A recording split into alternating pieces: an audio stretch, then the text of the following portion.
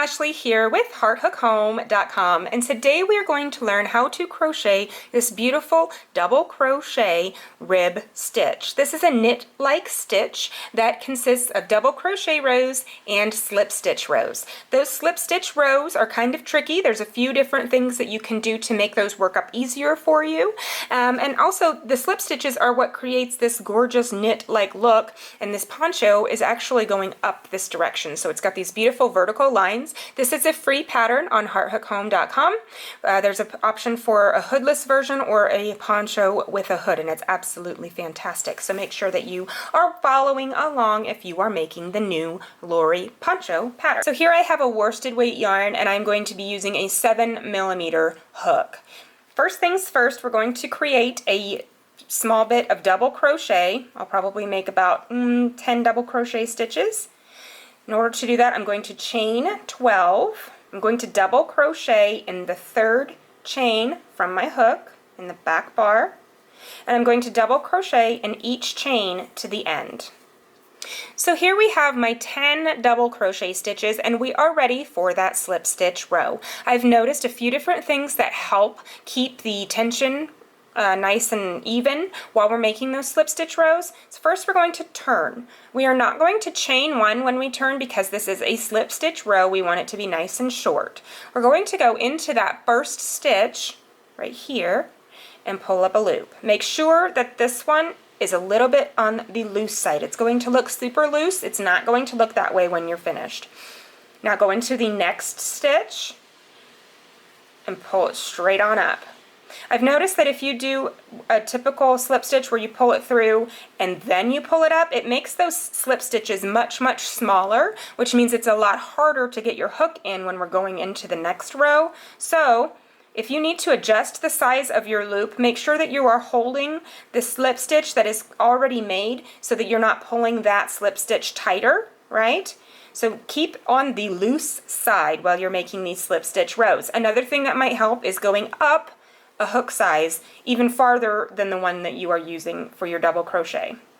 So I'm going to make sure that I'm making these slip stitches in one swift movement, or not swift, but one continuous movement. There is no stopping. I'm just making sure that I'm keeping these slip stitches loose and in one motion. If you stop in the middle of it, it really works to tighten up those slip stitches, and you do not want them tight because it will make your whole piece start to narrow in the farther you go. So there's this. We've got one more right here. Swoopy slip stitch. Maybe we should coin that, right?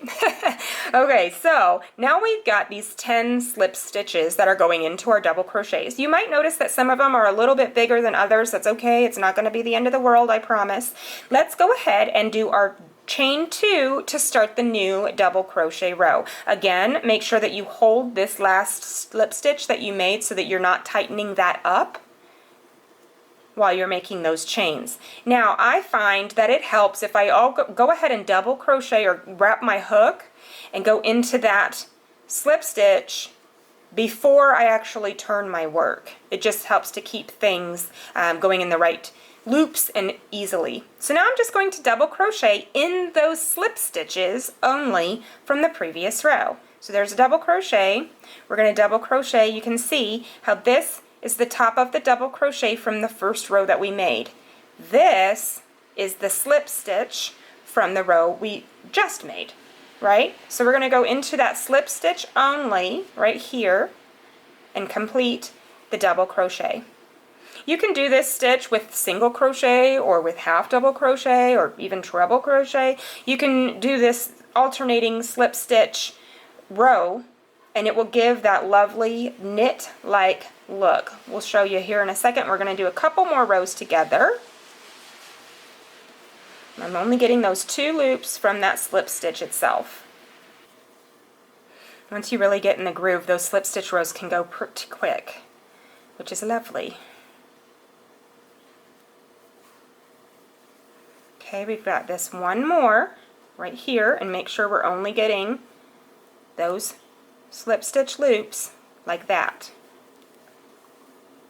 All right, so there is our third row complete. Can you see how beautiful the tops of those double crochets from the first row are? Those are not actually the slip stitches. Those are the top of the double crochet. The slip stitches are the ones in the back that we just worked into. So you can see that this is the front of your fabric. This is obviously the back of your fabric, and it's very easy. Even this is kind of pretty. So we are ready to do another slip stitch row. I also find instead of turning your work this way where this yarn is in front of your piece like this, it helps if you turn the other direction so that the yarn is behind it, and then you can make sure you leave this loop a little bit looser. Go into that first stitch and make that slip stitch nice and loosey-goosey, right? You don't want to have to be fighting to get your hook into that slip stitch on the next row. So continue making those slip stitches nice and loose all the way across. And once you get really going, these slip stitch rows go really quick. It's the double crochet rows in between that kind of take a little bit of more finagling to get your hook in there. For that reason, if you have a pointy crochet hook, it might be helpful to use so that you can get into those slip stitches nice and easily. Okay, so now I've gone my slip stitches all the way across. Those are the stitches that I'm going to be crocheting into in this next row. So I'm going to hold my slip stitch so that it doesn't tighten up on me. I'm going to do my chain 2.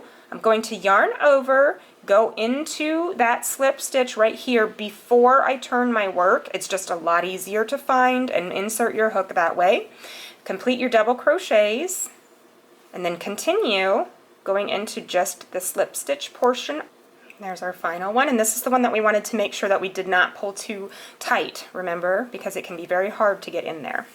So that is it. You're just going to alternate those two rows, the double crochet row and the slip stitch row, and you've got these beautiful vertical lines. This is how we are making this new Lori poncho that is available on Heart Hook Home. So if you have never used this slip stitch double crochet alternating rows, which I'm calling the double crochet rib because of this looks like a rib, yeah, this is an excellent way to make a very plush, beautiful crocheted fabric. I hope you enjoyed this tutorial, and I hope you enjoy the Lori poncho, and I will talk to you next time. Thanks for crocheting with me.